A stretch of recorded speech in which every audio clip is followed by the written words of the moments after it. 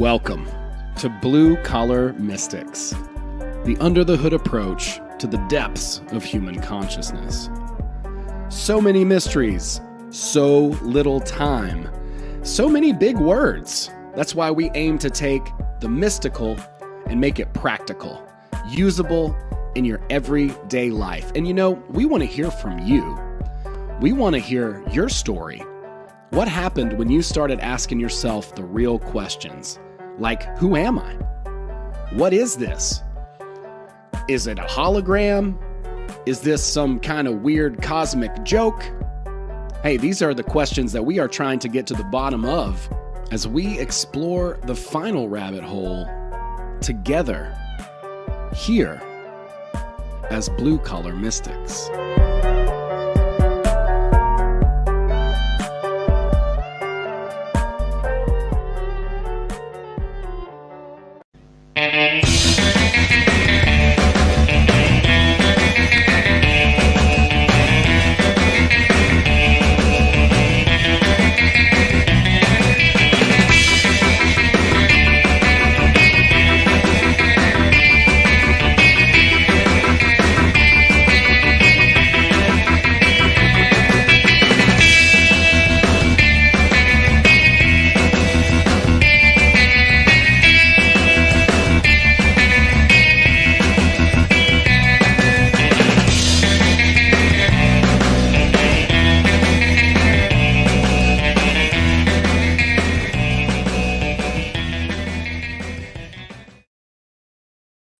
What's up, everybody? Welcome to Blue Collar Mystics podcast. This is the series Transurfing Safari with Abbstract1, the one and only. Welcome to the show. Welcome, Abby. Well, thank you. How are you doing this evening? I am doing well. I'm happy to be here and happy to be doing this finale of a pretty long exploration of a very long book. Yeah, very long book. This has been a little bit more work than I realized, but it's good work. So yeah, and I think I'm hopeful too. I think that people will be able to take bits and pieces of what we're talking about, whether they've read the book or not, and still see a little bit of some correspondence in their reality, and really kind of take these ideas and compare them to other books and ideas, because it's a lot of the same ideas kind of written, I think, in a lot of different ways. And your studies have taken you to Castaneda and deep into dreaming and in many other places. And it's kind of cool to have this book as a companion to whatever it is that you're kind of looking into. I think it's a kind of a helpful ally as far as a model goes. yeah, for me, it's become my map. Like, it's my main map, and everything else I filter through it. Like, even though you say Castaneda is a big part of the basis of it, it's still, to me, like, Transurfing just puts it in a way, because he says that you have to break the mind. Like, Jung even says that you kind of have to break the mind and allow it to see the other possibilities. You have to convince the mind that it's possible, and Transurfing was able to do that for me. Yeah, I think it's the most complete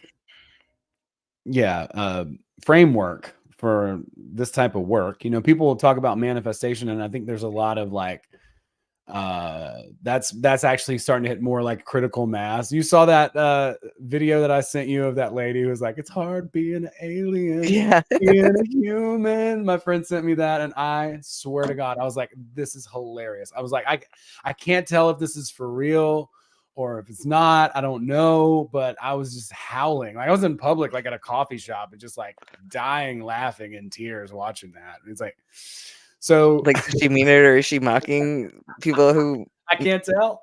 Yeah, I know. It's great. But yeah, I mean, I think a lot of people talk about manifestation and stuff, and it's a very natural, real process. But I think it's also something that is going to, like the law of attraction, The Secret, and all that. It just overlooked so many little aspects of it. And this That's what's cool about this particular book, the Transurfing book, because it's talking about a lot of the same principles. We talked about the mirror last week, and that's really the big key, I think, as far as this, which is kind of the same thing as the law of correspondence in the Kabbalion, which says as above, so below. Um, and some people talk about as within, so without.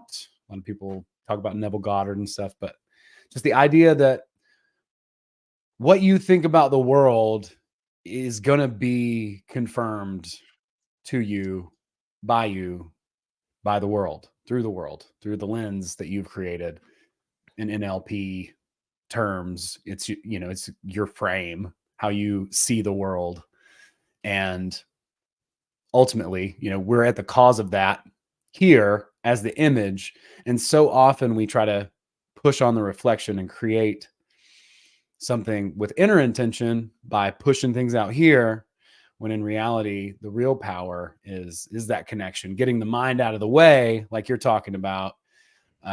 This book was able to help you to do that and connect your heart, so that you're working in a way with the world. And this chapter talks about that, really being one with your environment. We talked a little bit about that in this chapter. There's a lot. He goes into a lot in this chapter. Really the beginning being about energy. Yeah. He talks about the difference between physiological energy and free energy, and they're both important and they both relate, I would say, too. But, physiological energy is obviously, you replenish that by eating good foods and getting sleep and exercising your body, the things that, make your body stronger. And that gives you a lot of energy. But a lot of the stuff that weighs us down is the free energy aspect. And that, you know, it's not that you don't have it, it's just that when you have so many things, obligations, and intentions that you never realized, but you've never really, like, given up on in a way or saw through, you have this huge energy expenditure, and so it will actually make your physical body tired as well. So, the way that you can fix that really, this is where Castaneda calls it being impeccable, and for a lot of people, when you're first getting into Castaneda stuff, impeccability sounds like, oh, being without sin, and that's not what it means at all. Impeccability means that you see things through, and, like and then a dream searcher's quote is that a magician always sees things through. Like, they always complete their chain of events. They see it all the way to the end, because that's how you keep your energy. It's by not just having your focused attention and intention, it's finishing the project, because while you have all these little side projects that you've started that you've never completed but you're going to get back to someday, you have energy in that. It's still being, I don't know, diverted. It hasn't returned. You haven't recuperated that energy from completing the task. So you either have to complete the task or you have to decide that you're not doing it anymore. Yeah. Yeah, that's a big part at the beginning of this chapter. He's talking a lot about energy and a little bit about goals too. Anybody who maybe feels like they don't have a goal, he said this is a trick. There's always a paradox trick, but it's like, if you feel like you don't have a goal, then you need to allow yourself to not have a goal and just let go of that and open up, and try to access more energy, to have Yeah. more energy. Open up your energy meridians and widen those, but not too much at once. Kind of to your point, it's like that'll give you a hangover Yeah. if you like try to do it too fast or whatever. Yeah. And but freeing up energy by, deciding what's worth your energy. You have the little craft projects that, like knitting or something, and you're never gonna knit again. You probably never will, but you're like, oh, I'm gonna pick that up again someday. Like, go ahead and let it go. Little things like that. It's just those little things, they all tie up your energy, especially when you look at it and you're like, oh, I really should do that. Either you Yeah. should or you should just let it go. Yeah. And this is the chapter 2 where he talks about, like, if you have a vice, you know, if you do have, like, if you smoke or something, instead of trying to, like, fight against whatever that vice is, like, just accept it, and then you'll create a relationship with that pendulum that's more healthy than a non-conscious, let's say, relationship with it. Like, you get a nice pipe, you make it a thing, and it has a section of your life for that thing, and you don't judge yourself for it. You don't, you know, beat yourself up for not being able to withstand it. You just accept it as it is, and then you actually actively gain energy as a result of the acceptance. Yeah. So if you're a drinker, don't drink out of your freaking cheap little vodka bottle. Like, buy yourself a nice little flask and be all bougie about it. And, for whatever reason, it's just, plus, you're probably not going to do it as often. If you spend money on the really expensive tobacco and all of that, like, it's not going to take up as much of your energy in that sense as well, because you're like, huh, I'm going to wait till I don't know, you pay the pendulum one way or the other. Right. So, But you're adjusting your relationship to it. You're yeah, making a deal on your terms, whatever yeah, that is. And so at least at that point, now you don't have the sort of disappointment of, or the feeling of like you were weak or you gave in or whatever. It's like, okay, look, I'm going to give in, but only up to this point. So you got to like keep your energy as a result of that. And instead of like feeling powerless, like you keep a little bit. and then the other way to give up the addiction is really to recognize it as a pendulum and that it is an expenditure of energy. Like, you think of a cigarette, if you or, whatever your habit is, and you can't wait till you get off work so you can have a cigarette. Like, that's all you're thinking about and you're stressed out. So that is an expenditure of energy, even if you enjoy smoking. So then you go and you smoke, and it's like, but if you realize that it's a pendulum and you kind of take call your energy back and you decide that you're going to quit, do it with conviction, but also realize you're going to still have to pay the price because that's what the pendulum is for. So you're going to have probably mood swing. Is still the desire, the pendulum's still going to try to pull you, but you will realize that you have so much more energy. That's when you're like, oh, that 10 minutes I sat outside with a cigarette, I got this little laundry folded. I got this done. I got that done. Like, all of a sudden, you have energy for your other things. Yeah, I'm amazed at how much mental energy is freed up Yeah, particularly from that for me, because I was like, wow, I think about this a lot. yeah. And it's true. It's clutter. Yeah, and it's just that, like, taking a mindfulness inventory, or like a or an inventory of like what you're giving your attention to, like what are the things that, and um yeah, just kind of being conscious about that. Like, what are you going to allow yourself to? It really comes down to you know control your mind, and you control reality. Right. Period. Yes, He's that's talking about how what happens is we get stuck in the image in the mirror. And so, like, to like kind of bring it back from last week, like, you've got this reality that you've built all these habits and beliefs about. And so you've created your own, you know, idea of what things are, and whatever that is. It's like, well, dang it, we always get fill in the blank, and that becomes that reality. And so, because of that, because it's been projected at the mirror so much, it becomes standard. And then now, if you and you're like, are I can't looking win at for it, trying. I can't right, ever get right, ahead. It's right, shitty. And it's because you are trying to manipulate the reflection instead right. of you're trying to shave the mirror instead of trying to shave what's at the cause of it. You're trying so Yeah, you have to step back from those beliefs that are so embedded in your psyche about how you interpret the world, and just step back from it. Like, it doesn't mean that, you know, uh it's not bad. There's nothing to freak out, but you just step back from that and be like, okay, so how am I seeing this as a pattern? How is that? And that's because that's the reflection.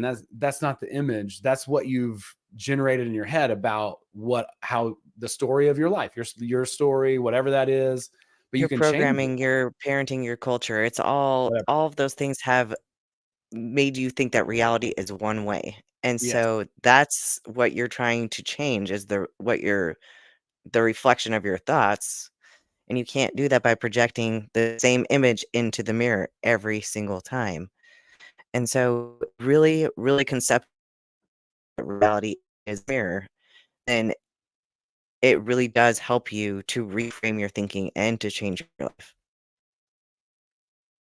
Yeah, that's good. You're kind of cutting in and out a little bit. Oof. But that's so good though. Yeah, yeah. That's really what I notice in this chapter is it's like really easy to get stuck in the effect and then think the effect is the cause, you know. Um, I don't know if hopefully you'll just I don't know if it's my mic or my latency, so I think you sound good now, okay. but that was just all everything you were saying, it kind of came in and out a little bit, but I heard it. Ooh. Um, it's a Ooh. good it's a good riff. It's not a Monday, but it is a podcasting day, so of course technology is gonna do its thing. Yeah, stuck in the material manifestation. Exactly, right? And then that becomes a pattern because it's like this is how it's always been. It's always been like that. This is us, this, and then you're stuck in the mirror and not in the or you're in the mirror and not at the image. And so what we want to do is change the image, the outlook, and be like, okay, well, and there's question. I mean, it's easier said than done, to be fair, like It anything in this is. world. But if you can start to do it, it definitely changes. It definitely changes the way that you interact. If you're a transurfer, your primary goal is to get out of the mirror, to get out of the reflection and choose what's gonna be reflected. So that's really what it boils down to is that yes, your thoughts and that's what shapes your reality. So if you think of it as like a light, like your thoughts and your with heart and mind coordination, because we have to go into the alternative sector to change things. You If you think of a lamp, if I just turn on a lamp, then I have light that's kind of ambient and it's around, but it's not laser focused. Like that's intention. If your intention isn't laser focused, if but I can get a laser into like very precise light and choose what I want. But the thing is when you choose, you know that you have it, you know that it's going to happen, and you don't try to control every little thing getting to that destination. It's gonna be there. So you're just trusting the process. And that really it's difficult. It's difficult to trust the process, especially when shit starts happening and it doesn't look like it's going the way that you think it should. Like, oh no, in order to get here, XYZ has to happen. But maybe it's like XQR315 and it gets you there, you know? Yeah. Yeah, it's like we do the backwards engineering thing, but it's really doesn't look like that. It looks more like a crazy like stock Yeah. exchange thing where it's like because like all these variables that you cannot consciously account for them all. So I mean, what other choice do you have really other than just to surrender? It's like if you had like an awesome partner and you were like, hey, go and do you mind going and grabbing some stuff from the store, go and run some errands, right? Like you would just let them go run the errands and come back. Like you're not gonna try to I follow need them you to every go here little way. first and do Yeah, this and yeah. message you and put you on my GPS or some shit, you know what I mean? Like I need it done in this order. right. Right. It's like you're not gonna no, you just allow it to be what it is and trust it. Like the world loves you, wants to take care of you, which that's one of the things that he kind of talks a little bit about in this chapter. And I'm sure there's some resistance to hearing, those types of things. But he does talk about, being children and how the world takes care of us. And this idea of this chapter is the world and I are going on a walk. a walk together. Yeah. Yeah. For a toy. But yeah, I think a lot of the mirror has to do with focusing your attention and your energy on the things that are going your way, right? And what we're used to doing is we're used to seeing the things going our way and be like, okay, cool, that's going my way. Oh, wait, this thing didn't go the way that I wanted it to. I'm going to focus on that and express distaste and dissatisfaction toward it. Well, now I'm negatively highlighting the visual. You know what I mean? Like I'm negatively highlighting what I'm focusing on, the mirror, and then I'm getting more of that as a feedback And loop. you've Like this lost your always happens. focus. Yeah, your This laser focus on the end goal is gone now because you're focusing on the bullshit. on one thing that really, is like, but there's three things that went well, and it's like you never even celebrated the three things. Like I'm gonna make a video about like how it's like a Polaroid, you know?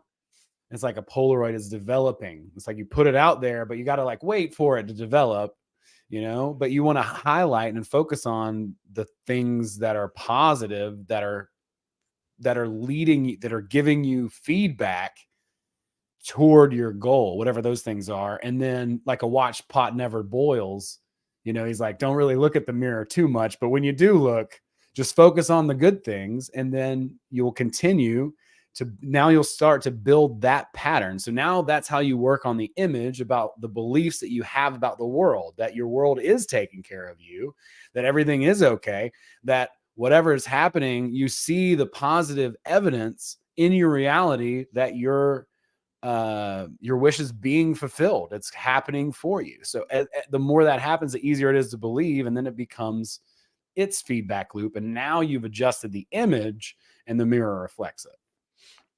Yeah.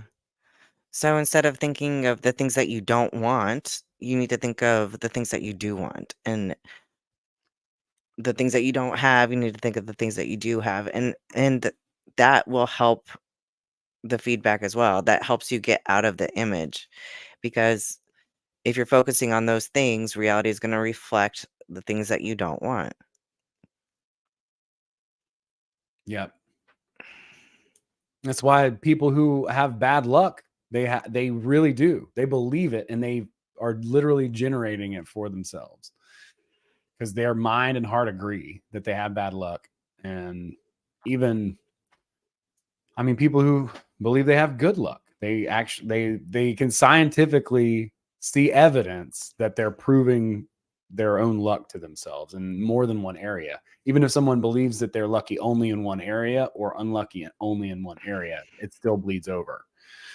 Well, and I like how, because he gets into talismans and rituals and stuff, like throwing salt over your shoulder. It's those things are, if you believe in them, they're tried and true and they work. And a talisman is the same idea. If you think that he gets into the 3-leaf clover, that it's actually wards off evil and stuff like that in some cultures. So it's not even a 4-leaf clover, just a clover is a good talisman. So it and that's where magic comes in, right? Because magic is kind of really just becoming the talisman for you of whatever it's focusing your intention, and it's reflecting into the mirror what you expect to happen. Yeah. And he says concentration is not tension, it is focus. And I think that's a really good distinction to make because it's easy to feel like you're being focused when you're tense, but that's not the same Yeah. thing. In Tufty, he gets even deeper into that and tells you that when you're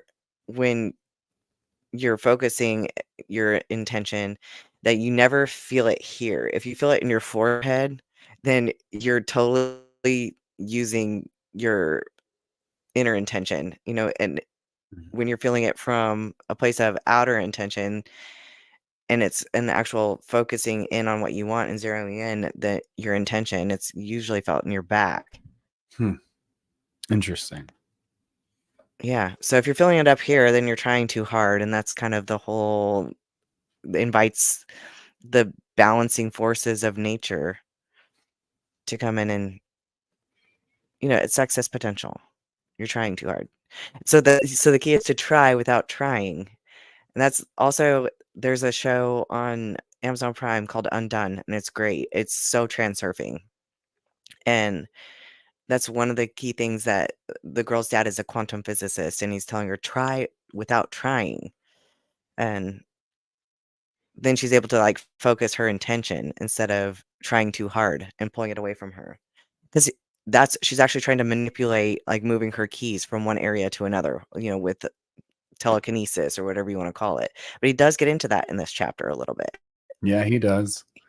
He talks about how to move a pen or a pencil. Yeah. Instead of You don't trying do to it by make it trying move. really hard and making it move toward you. Right. You imagine little strings between you and it, and you imagine yourself pulling closer to it. Maybe even like shifting to a timeline where it's closer to you. Yeah. Yeah. Right. Like instead of it being this turn like energy, it's not even that. But yes, connecting directly to the environment. He talks a little bit about that in this chapter, and that it's that's a lot of work. But I mean, it's true. We are one with every part of the environment. Like, how can you Every disprove that? particle. Yeah, quantum physics says that every particle is connected. There is no separation.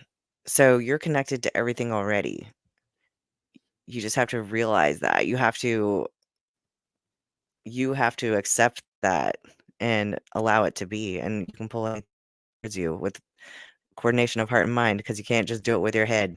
Your heart has to be behind it, because your heart is what dials in the laser.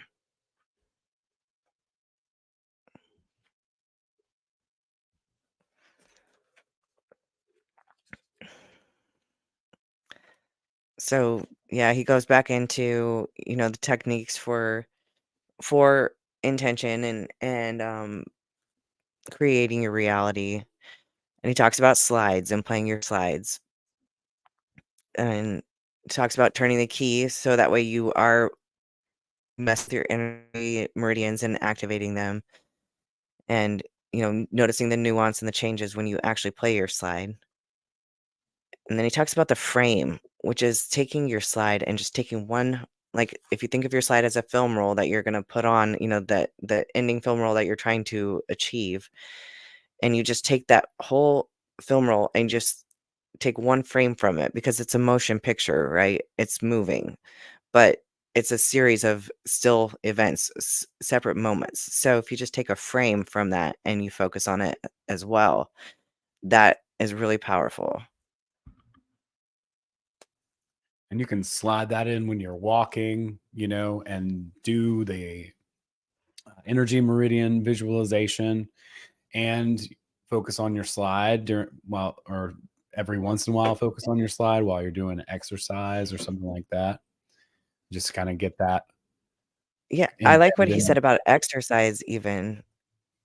He gets into how, like, if you're just exercising without intention, you're never gonna accomplish anything. And I see those people at the gym all the time. Like, they are like, they're there, that's good, they're showing up, but you don't ever see them change anything, but they're doing the same exact exercises, the same exact weights, they never move up. And it's like, I guess that's where probably Reality Transurfing is what changed my intention in the gym. It was like, "No, I'm gonna totally change my body." So, in order to do that, it's funny because it's a good reminder for me. When I'm doing my heavy sets, it's not only about, like, hitting a heavy set. That is always my immediate goal, is to, like, beat myself from last week, but really I should always imagine what I want to grow. Like, when I'm doing quads, I wanna see my quads big,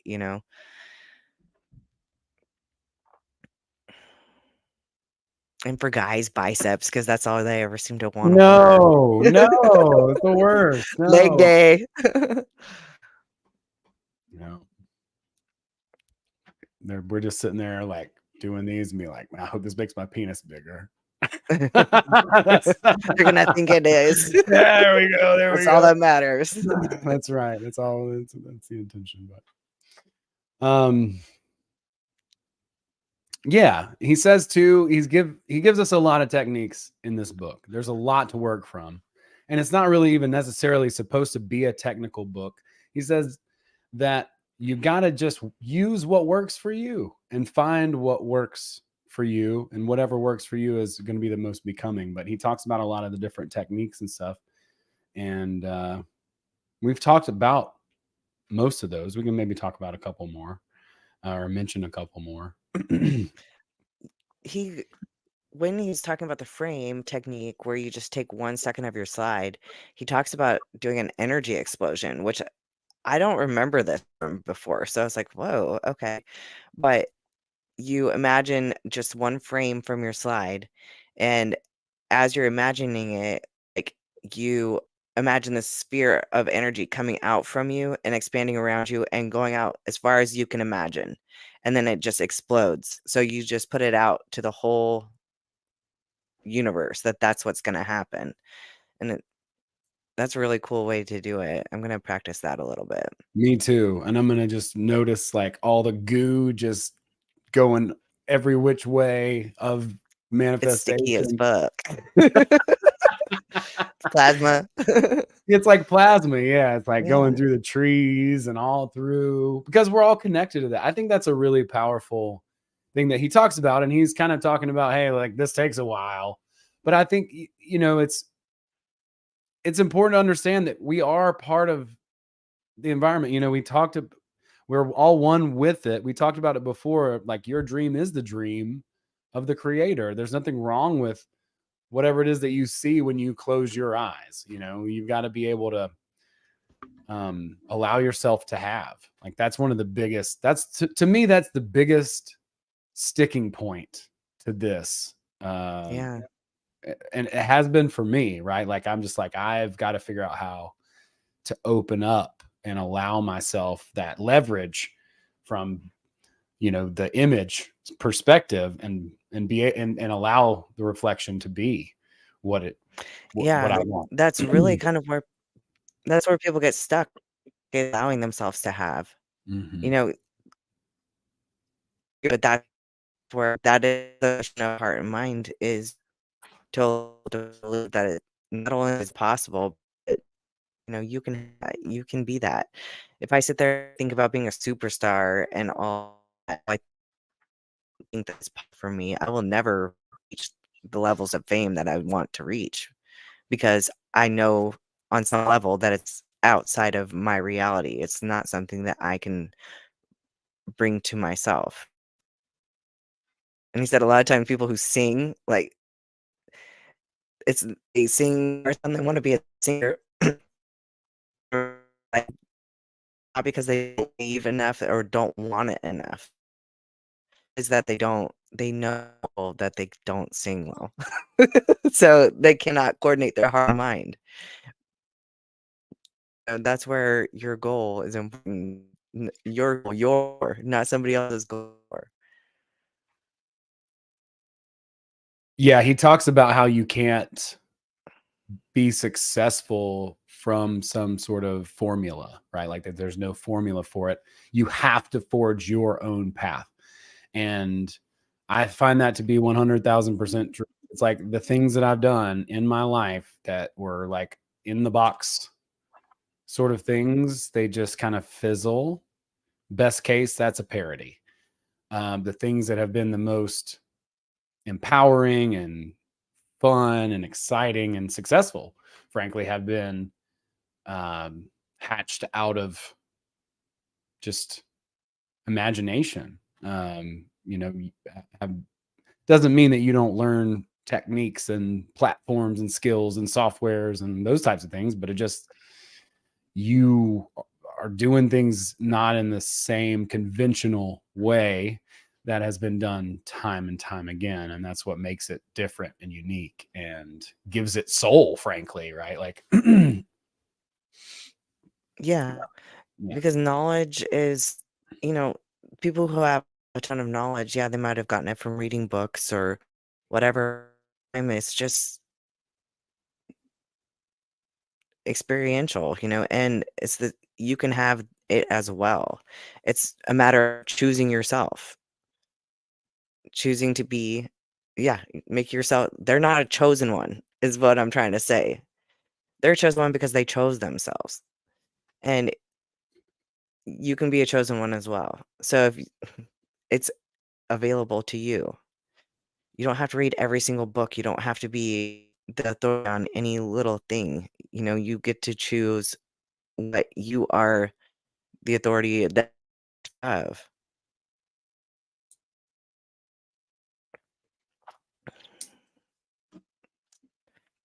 Yep. But the whole idea of even trying to control anything about children and like little kids, they're always in playtime, right? But we as parents a lot of the time are like, oh, I want the best for my kids. I want to make sure that this happens and this happens and this happens, and they're not allowed to do this.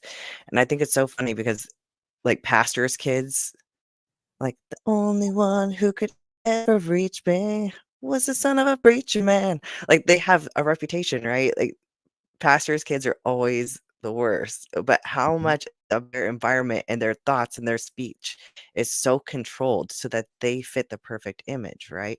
And it's no wonder why they end up being the way that they are.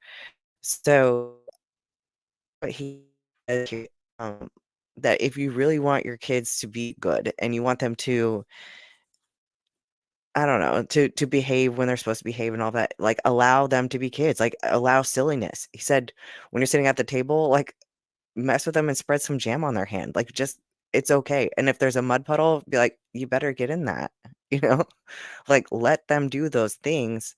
And then when you allow play and silliness, it helps them to feel like they are choosing their reality. They get to choose their response. They get to choose, like, when you take all their choices away from them, you're confining them in a box and then you're making them want to push out of the box. That's And right. then kind of, yeah, it gets into even like School. schools, the school where children get to be the teacher and teach the teacher or teach their other fellow students, they tend to do better. They learn the material more than just rote memorization. Like rote memorization, they'll memorize it for now and then they'll lose it later because it really never registered and never hit home. And that is a technique that even regular school teachers are taught is to, you know, make learning fun. If you can make it a game, it's like Mary Poppins. She said, in everything that must be done, find the element of fun. And when you find the fun, it becomes a game. And so when you give them choices, like, do you want to do the dishes or do you want to do this? it it is less confining and they're less likely to push back. That makes But sense. if you, yeah, but even learning as a teacher, every time that I could make it a game or a competition, the kids tend to not only enjoy, I mean, I could make grammar fun. That's like the worst, most boring subject in the world, but it when you learn how to make it a game, it, they loved my class and they were learning the content. And they know what past participles are. They know all their parts of speech. Well, I mean, think about that in relationship to the mirror too, right? Like not just with kids, but it's like Yeah, the more that you try to force certain circumstances to go certain ways, the more you like what he calls taking the world by the throat, and the more it's going to evade you. It's like yeah, pushing on the mirror, and now you've bent it and it's distorted. So all you've done is make a mess, essentially. yeah. A distorted image. I love that word. That's the one I always forget, but that's really what it does. When you sit there and try to control it, you distort the image. You're not getting exactly what you want. You're getting a funhouse mirror kind of version, like a Yeah. Carney Bizarro reflection. But then he kind of gets into the transfer chain. Speaking of that, so this is a totally different topic, but Mhm. like when he's talking about the parallel realities and switching timelines and stuff, he talks about how when you start seeing the weirdness, things that are just definitely different or the really weird looking people and stuff like that, that's showing you a transfer chain where you're switching timelines. It's like sometimes it just happens. We know weird stuff happens, but Well, it's usually that like is. Yeah, I'm sorry, I don't mean to interrupt you, No, but go ahead. I think the cool analogy is it's like a minute hand on a clock. It's Yeah. like you don't see it actually, you almost never see it move. You know what I mean? Every once in a while, you'll Oh, see yeah. it move, but you usually don't. And so that's kind of like how things are happening, out here. Like it's all changing very subtly, Yeah. like the minute The hand on a clock. I used to try to watch a minute hand on the clock, so I liked that analogy a lot. When I was little, I Yeah. was like, I'm gonna watch that move." I mean, It moves, but you don't see it happening. it's a good analogy because it's like just because you don't see something doesn't mean it's not there, right? It's like whenever you order a coffee, you know that the person that left the counter is going to go get you a coffee. You don't doubt it. You know it's going to be, part of the process. And so, you know, closing this book out, I think is he's really trying to close this loop of this image reflection, just like really trying to like drive the point home to not get stuck in the reflection. It's so easy to do, to just not be at the cause, be at the effect, Yeah, but thinking that it's the cause. because when you're in the reflection, you're basically doing non-lucid dreaming. You're just absolutely reactionary. You have no control over it. You're subject to fate. However the cards are dealt. Reality is controlling you. Yeah, and we want to be the reality maker. You want to be the person who creates your own reality and isn't a victim. I think that's one of the biggest things too is the realization that all the times that you felt like you were a victim, you had the ability to flip that around. And you still do. You still absolutely can. And you can sometimes look back and you can see where you and your thoughts affected things and you never thought of yourself as the person at fault. And in a lot of cases, like, you're not completely at fault, but maybe the way that you were perceiving it and the way that you were acting, um, helped to create that scenario, though. Yeah, because you're And who wants to be a victim when you can be empowered? well, if you want an When you can excuse. wake up from the dream. Yeah. Go ahead. Right, right. Well, some people do want it, but and that's I kind of get it. Like I feel the compulsion sometimes to just be like, well, I'm just gonna me, but Oh, it's we like, all do, yeah. you know, but if you can just those are the moments. So you got to wake up and be like, all right, I feel this. There's nothing wrong with that. And it's never too late to just be like, okay, cool. I see what happened. I fell asleep. I got caught in the reflection of the mirror. And that's okay, right? Like at any point you can change that and just make that shift and just become aware and come back into being awake instead of being asleep in the reflection. And guilty feelings are really the one thing that are really holding you back, and, all of them, dissatisfaction, all of it, but guilt especially, and I like what when he gets into guilt, he said, sometimes it's unconscious, like, you don't think you feel guilty, but you do on some level, but what do you do about it? All you have to do is apologize once, and you never have to justify your actions, especially because there are so many manipulators who will take your guilt and run with it, and they will use it to keep manipulating you, Yeah. and to be at the cause instead of the effect, you have to realize that you don't owe an explanation all the time. Yep. You don't have to justify what you did. Apologize, but you don't have to keep apologizing. And don't allow yourself to be manipulated. Yeah. Like we said last week, it's like it's the content, not the relationship. So it's like anyone can use these principles. So don't allow yourself to be taken advantage of either. It's very easy, to fall into that trap if you're a trusting, person, or you're naive or vulnerable or kind of innocent or whatever, to kind of fall into somebody's um, you know, little Sphere of manipulation influence? game. Yeah. Yeah, yeah. And then, just be aware. Just be aware of it and allow yourself to have that. Reminds me of that other the guardian, The gatekeeper or the guardian? the gatekeeper, sorry, not the guardian, the gatekeeper to eternity, which is coincidentally, that's the name of this chapter. Would you mind looking that up again? Because I love that quote. Yeah.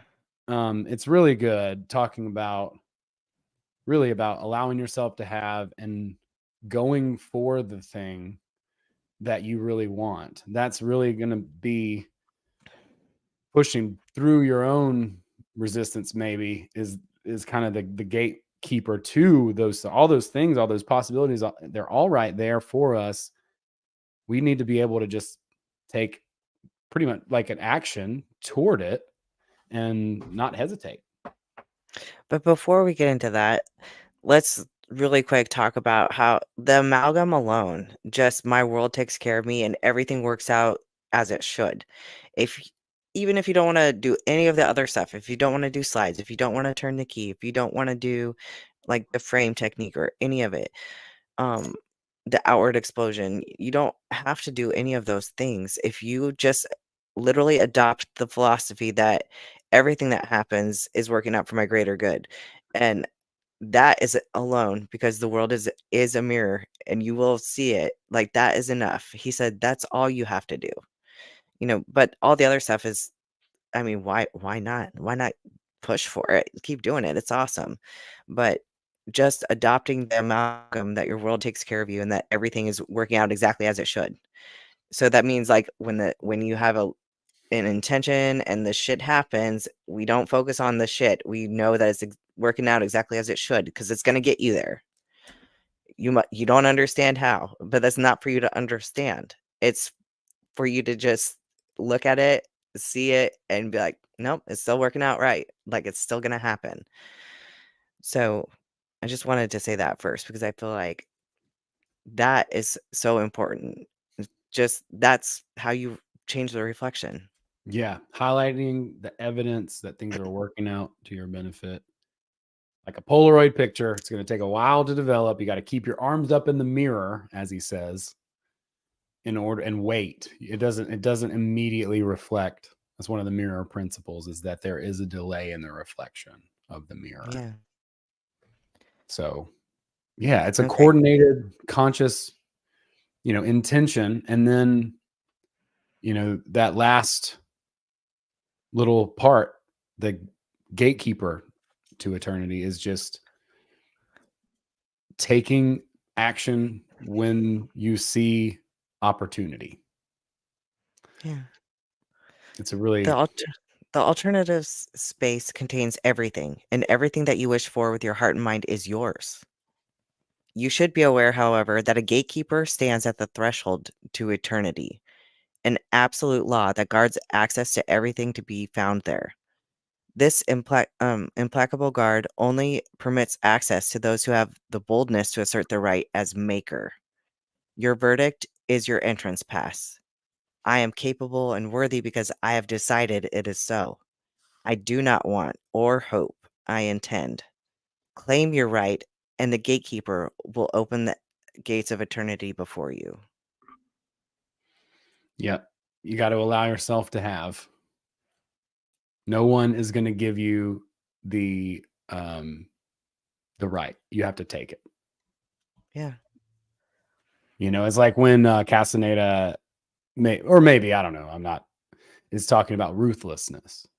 Oh, yeah. Like It is it Castaneda. doesn't have to be violent. It's just like, no, I'm taking that. You know what I Yeah. mean? It's not aggressive. It's assertive. Yeah, he But says you that the have to take big it. qualities that a person has is to be ruthless, cunning, patient, and sweet. And it's like, you can be all those things. You could be ruthless and still be sweet. You can be cunning and still be sweet. I But am. patience is also part of it. Yeah. Thanks for noticing. No. Yeah. No, but yeah, absolutely. Yeah. It's not about it's not about anything other than just knowing being clear in what it is that you want. You're aligned in intentions, thoughts, actions, all that. It's just going in the same direction. And then whenever opportunity comes from the flow, you say, that's that's for me. I see it. That hat will look good on me, right? Like it's the same as picking out clothes in a shop. Oh, that's got, style. That matches mine. That is the road for me. And recognizing those doors when they open like that. Yeah, what does he say about that? He says something about recognizing oh, you don't have to be the one to come up with all the great ideas. Like, so when he's talking about knowledge and, like people getting it from books and all that, well, the great ideas don't come from other people's stuff. They don't come from books. They don't come from like worlds of rote knowledge, stuff that you've memorized. It literally just comes from the idea that all you have to do is recognize it when you see it. So it already exists. The ideas exist. The musical melody that is going to be the next big hit, it exists already. Like the three chords that you needed to make it perfect. All you have to do is recognize it when you hear it or when you see it, that it's yours, that is what you needed. That is your little drop of inspiration to make you their creator. Remember what he says about the creator. Like that is your job here on this earth, is just to be a reflection of God, and God is a creator. Yeah. Like that's how you honor God. That's how you praise and worship God, is just to create. Yeah, he says once you have a foundation of knowledge, you can change the focus of your intention from receive to create. Yeah. Yeah, and he says right after that, you do not have to come up with ideas, just recognize them when they hit you. Yeah. So you just have to be open to seeing that was for you. That little trill hum that you have in your head that you woke up with in the morning, that's your freaking next big hit song. Or Yeah. Trust your intuition, because like what else? I mean, what other choice do you have? You sit down with your mind and try to plot everything out. Good fucking luck with that, dude. Like, yeah. When you try to do things just intellectually, it never ever works out the way that you want it to. Or no. not without a lot of struggle. I mean, it can. But that's why people think like the rich get richer and the poor get poorer, or success is only for some people. Because they're not coordinated. They're not using the heart element. They're literally just trying to do it all with their head. And your intuition is your heart. It's the rustle of the morning stars. It's the rustle of the morning stars. It's how you decide what you should choose when it does present itself. Then you take action without hesitation. Which is easier said than done, but if you can do it, it's so smooth, Every Yeah. once in a while. And then you get better at it. You'll get better at it. You'll notice it more. And then in the afterward, he brings up a lot of the Carl Jung stuff and synchronicity. Yeah. I was excited to get into this part. Yeah, it's so, because if you're watching, then you've probably experienced synchronicities in your life where you're like, oh man, I'm in the flow. Like for some people, it starts out as angel numbers. I think that's like, when you keep seeing 222 or 111, like you feel like you're in the flow somehow, right? But then it becomes like he gets into Carl Jung talks about the fish, and for whatever reason, he was just thinking about a man, like a version of a man and a fish, like combined. And then later that day, like they served fish for lunch, and then somebody told him about a dream about a fish, and then somebody showed him a picture of a fish, and it just all these weird fish coincidences. And he started noticing that when you kind of focus on something, then you keep seeing it, and he calls it synchronicity. And this really just, I had a friend the other day, and he doesn't know anything about this. He he had a Dodge Challenger and wanted to get a Mustang because he had a Mustang at one point and it was his favorite car. So he's been looking for the same exact Mustang.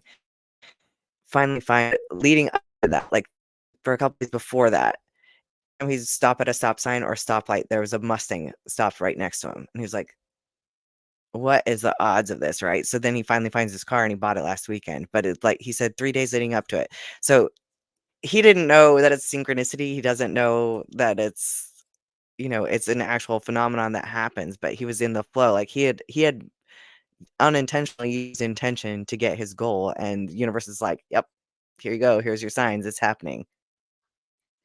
Yeah, and then Vadim is talking about one of the other little stories that he is using that Jung talks about a beetle, and then he includes that, and then he talks about as Vadim's like thinking about whether he should write about that particular story. There's like a beetle that comes into The his scarab beetles, office. yeah. Yeah, and it's just like the very same one that is from the story. He's like he didn't even barely notice it at first, and then thought about it later and was like, "Oh man, that's right."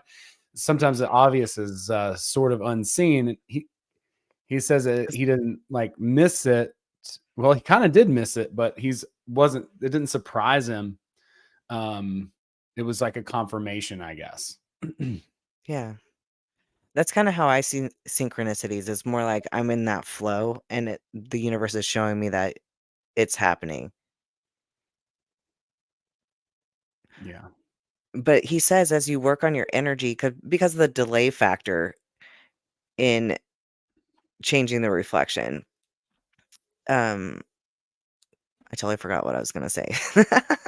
He's talking about working on, you said as you work on your energy with the delay. Oh, yeah. As you work on your energy levels and you free up your energy by, Closing. deciding to be impeccable and closing out projects that you are no longer doing, working on your physiological energy, all of that. As you do those things, manifestation, your intention happens a hell of a lot faster. So it's not just you have the delay still, but it will happen faster as you work on your energy because you have more focus on your intention. Yeah, you'll trust the process more too, which will allow you to not fight and resist, you know, uh, the world's doing. Yeah. You won't be like yelling at the server, "Hey, did you get my order? Did you get it right? No, I said no black olives on that." You'll eliminate all that, and they'll be able to just zip back there and get you whatever it was that you wanted. It's like anything else, a process. I'm still learning it, but I'm really fortunate to have discovered it because I don't know that I would have put things together quite like this, even with all the other pieces of information that could connect or work with I'd it. still be getting in my own way a lot. Like, I would believe on some level, and then another part of me would be like, but maybe that doesn't work. So I would Well, I never. mean, yeah, I'd probably be coming from like the NLP thing, which is kind of like it's almost like a parlor trick in a way. Yeah. This seems just a little bit more sincere in a way, if you will. Yeah. So I don't know if they're because like all the other stuff, and then now as I'm reading the Kabbalion and sort of interpreting it, because he talks about at the very, very end of this how he is speaking as one of the ancient mystery school people, basically. Like he's like, I'm part of the ancient magician. I'm on their side, basically. He's not saying that he has their abilities or skills or anything, but he's saying that that's the approach that he is coming from.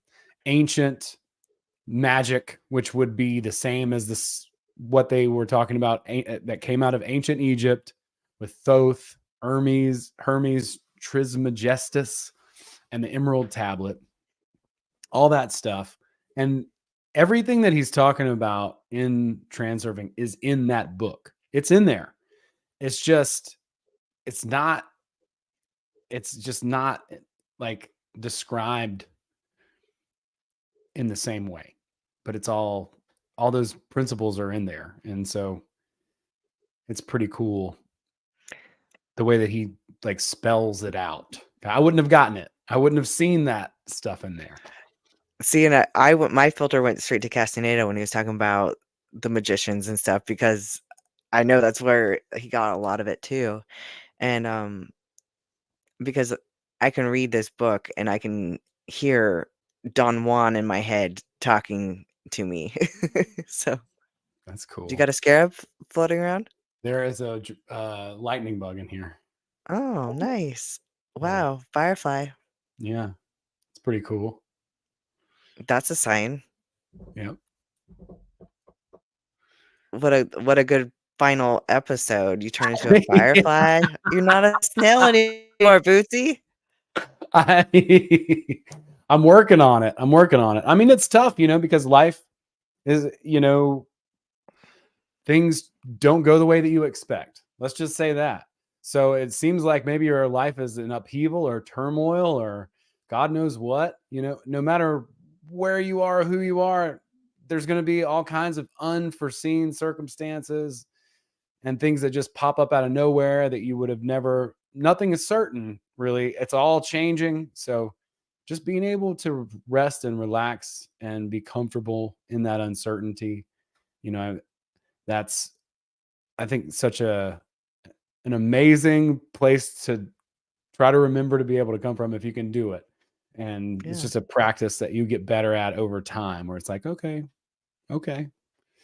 And less, you're working against yourself less and less and getting in your own way less and less and allowing yourself to have and pursue what it is that you feel compelled to do by the rustle of the morning stars. Yeah, it's been an awesome series. I really appreciate you. Thank you for doing this with me. Wow, it has been involved. It's June, so we've I been doing this know. for like 6 months. Has it been that long? Wow. Almost. And so, yeah, it's been really helpful for me though. I really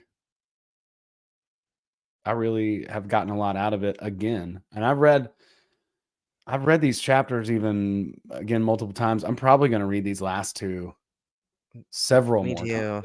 too. Yeah, the mirror world is so good. Even the gods or chapter, The dreams of the gods. the dreams of the gods. Yeah. I really like the mirror one. The idea of polarity is really established and illustrated there well, which is again one of those ancient hermetic principles, the Yeah. principle of polarity from the Kabbalion. But he just does such a unique job of explaining all this stuff. And he says in the afterword too that this information was given to him by the overseer in his dream, but it was not his, but that he did have some challenges interpreting and trying to put it into words, which makes a lot of sense because a lot of this, it's like what James says. He's like, I feel like I wrote this book to myself from the future or something, right? Like where Yeah. I think a lot of the ideas that are present in here are kind of inherent. They're like embedded in us, like that ancient, and maybe even that ancient magic is. I think that's why it resonates so well though. I think so too. Because you're like, "Oh, yeah, I see that." Yeah.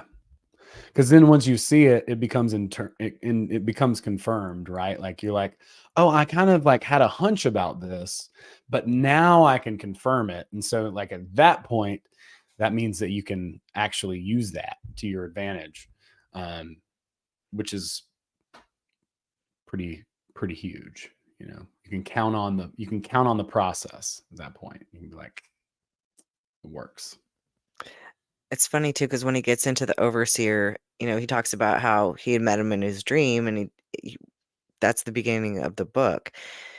And he said, "I don't know if it's a real person or not. Like, is this a one of the" he believes that because I know that, Don Juan, who was Carlos Castaneda's mentor, he and his group of magicians all escaped this reality. Like, they moved to a whole different reality. And so he said that they probably still are able to affect this reality, but probably more likely through dreams and stuff. And he said, so he felt like maybe the overseer was one of them. And he said, I can't tell you that it was a real person, but I can tell you that I believe it absolutely was, that it was one of these magicians from the past because it changed him in a profound way. Like, not only was he already kind of doing some of the stuff probably from going to school for quantum physics, but it actually made him for once in his life want to write it down, and all of a sudden he was writing the book. So Yeah, and he I said thought that was he neat. never really had the skill to write things down before, so it was kind of new to him And too. desire, yeah, skill or even like a passion to do it. I can't imagine he was very young either when all this happened. I mean, he seems like, he was, yeah, I don't know. Though he was practicing some of it in college, as a student, because they talked like when they were doing the whole leaning into the Oh emotion yeah, thing with the yeah. girl who is wearing all black and grieving and stuff, and they're all crying and telling her to kill herself and Yeah, when are stuff. you going to commit suicide? Yeah, yeah. Yeah. It's so funny. Yeah. But powerful, powerful, cool stuff. And yeah, thank you so much. Tell us all what you are up to and what you're going to be up to and how people can tag along and go. Um, you can find me on Instagram as Abbstract1, spelled just like it is right here on the screen. I I do personal training and online coaching. So if you're into like trying to improve your body and having the body that you can have, because anything is possible, right? You can hit me up there. But also, I'm on Secret Society of Good Guys on Fridays and Sundays, on the Project Cheney channel if we're not taken down on YouTube. So, and I should be having an episode of Project Cheney coming out soon as well. Cool. That's amazing. Yeah, be sure to follow Abby. Follow Abby on Instagram. I've got links down in the show notes underneath the video here. And then I've got her channel featured on this channel as a featured channel. So go and subscribe to her YouTube channel here on YouTube as well and help to grow that. I've also got a transurfing channel. It's just transurfing content of mine. And so check that out if you can. I'll have some different stuff popping out over there. This series will pop out over there at some point, but I've got a lot of videos that I'm going to put out over there, and then I'll be making videos here. I'll have a different guest next week on this show, Blue Collar Mystics, and yeah, I'm kind of rearranging some things, so I'll have some more announcements about that coming soon. I got a You're comedy. replacing me? No, you are irreplaceable. Okay, Oh, if we haven't learned any, very good answer. if we haven't learned anything from 19 chapters of individuality spiritualism via the oddly named Russian Rainbow Book, that we have learned one thing, and that is you are absolutely irreplaceable and always welcome. But yeah, I'm going to bring some other guests on just to spread some love and do some different things, Okay. introductions, just for fun. And we'll reconnect. I would love to do a Tufty series and anything else you're interested in. I Really. would too, because that would be kind of a mini series. So Yeah, it might be like 3 or 4 or something like that. yeah, Yeah, and that's a great book. If you've had the patience and fortitude to go all the way through Reality Transurfing, you then have you to. definitely need to read Tufty. But It's I've listened to that audiobook and read it so many times. It's so powerful. yeah, it's fantastic. I love it. Yeah, maybe we'll visit that in a month or 2 or something like that in a little bit, give Sounds good. give a little summer break time. And I hope everybody has a lot of fun. Get out there, get out and about. Thanks so much for hanging out. Yeah, we went super fucking deep on this, guys. Like, I don't think anybody goes this deep on this book. People go maybe the first 10 chapters. That's about all they can do, because it's a lot. Yeah. So y'all are amazing. Thanks for hanging in there and hanging with us. We got 21 people as of now on this stream. That's pretty damn good. Yeah, thank you all so much for sticking with us and listening to me ramble. Yeah, me too. Yeah. I mean, I love this stuff. Thanks for sharing with us. Connect with us. The Telegram, there's a Telegram chat. There's a Facebook group.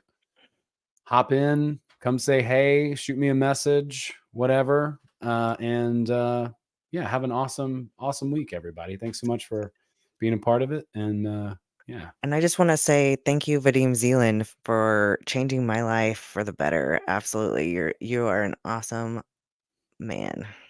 Hell yeah, dude. Yeah, thanks for streaming the book into reality and changed a lot of people's lives. And Yeah. I mean, I'm fortunate as hell. I've gotten messages from people who the book completely changed their lives. I get to hear about that, and the fact that, you know, when we are making stuff like this and putting it out there, that it's inspiring other people, it's helping them, you know, they're able to see some of these phenomena in reality, which maybe, who knows. So yeah, thanks to Vadim Zealand and you know, and the Russian Federation. I'm kidding. But no, thanks to Man, some of the most mystical people come from Russia. dude, it's crazy. And yeah, there's a lot of but there's a lot of great literature out of there, and we will explore Tufty and maybe some other stuff. Thank you guys so much. Awesome chat, very lively. You guys are amazing. Thanks for being here. Have Thank a you. wonderful night. Appreciate you guys. Cheers to you. We'll see you soon.